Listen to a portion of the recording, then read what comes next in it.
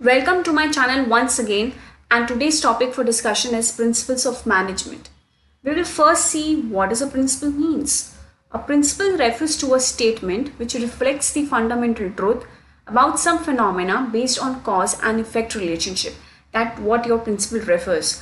Management principles are the statements of fundamental truth which acts as guidelines to whom? It acts as guidelines to the managers and the top level management for taking managerial decisions and actions.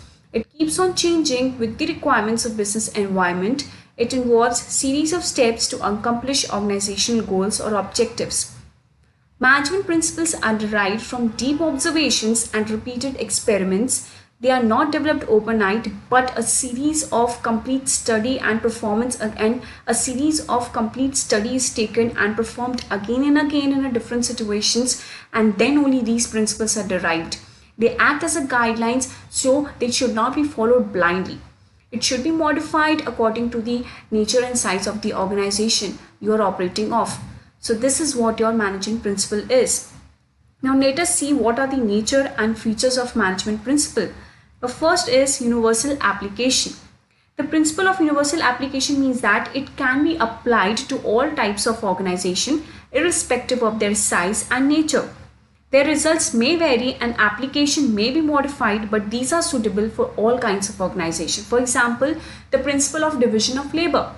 The principle of division of labor means what? That work should be divided among the employees according to the capabilities and the qualification of employees. So if it is applied in an organization, then it will result in specialization. Why it will result in specialization? Because if you're performing a work which you are in which you are perfect, or you have a particular qualification about that work, then it will result in less wastage of resources.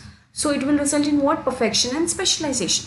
So this type of principal division of labor, it can be applied in any organization with some or more modification. So it has an universal application. Next comes your general guidelines. General guidelines means that your management principles are not static or absolute statements. These cannot be applied blindly, and they have to be modified according to the nature and the condition of the organization. For example, the principle of fair remuneration insists on a fair or adequate salary to employee. But what amount of salary is fair? It is not said in the principle. It depends basically upon the financial capacity or the size of the organization. If you see a multinational company, it has a great financial capacity, so for the fair amount should be higher in that company.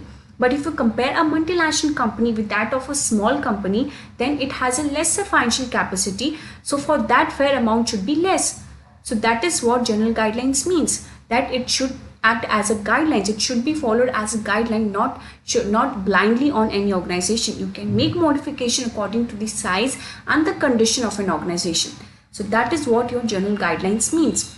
Next, your flexibility means it can be applied in any condition in any organization with some of the changes and modification according to the size and nature of the organization. That your flexibility means. For example, the principle of centralization. Your principle of centralization insists on concentration of power and authority to top level, but the extent and the degree of centralization may vary according to the nature of the organization. Okay, centralization means what? Most of the power and authority is with the top level management, but what degree, what kind of degree, or what degree of centralization may vary. It depends upon the nature of organization. If there is a small organization, then all the power should be vested in the top level. But if it is a big organization, then these powers can be divided among the different managers or different levels of management also. So that is the meaning of flexibility here. Next comes formed by practice and experiments. So these principles are formed with thorough, deep and research work. A lot of research and deep work is taken to develop. Proper observation and experiments are conducted before developing them. So these are developed by a lot of experiment and lot of practice, and then only these principles are developed. Next is your behavior in nature. Means management principles are formed to guide and influence the behavior of employees. They also establish relationships between human and material resource. For example, your principle of esprit de corps mold the behavior of employees towards the team spirit. It focuses on the team spirit of an organization. Okay, so that is your behavior in nature. It focuses on the behavior of the employee, is their discipline, their team spirit when they are working in the organization to attain the objective or goal of an organization. Next comes based on cause and effect relationship. Management principles are based on cause and effect. That means these principles tell us if a particular principle is applied in a situation, what might be the effect. Means if a particular principle is applied in that organization, what effects it can create. So that is what these are based on cause and effect relationship. These principles are applied in different organization and then only these are derived.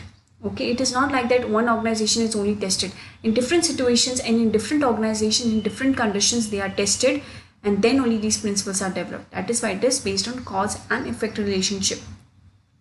Last one is your contingent. Management principles are contingent or depend upon the situations prevailing in the organization. So their application and effect depend upon the nature of the organization or the size or the type of the organization. For example, principle of team spirit is very important for an organization when work is carried out by a group of people. Whereas if there is no but it is in no use for the companies where the work is performed by one individual. So it is what it is the condition of the company. See, principle of team spirit can be applied if there are lot of people employed in an organization, but it is of no use in a company where there is only single individual. If a single individual is working in a company, you can work in a team spirit. What kind of team? There is no person there, so team spirit doesn't exist there. So it means what? Contingent means what? The principles depends upon the situations prevailing in the organization. What is the nature? What is the size? What are the conditions prevailing in the organizations? So that is what your contingent feature means. So these were your principles of the, or these were your features of the management principles. I hope you have enjoyed this session. If you have enjoyed this session, please like, share and subscribe to my channel. Thank you.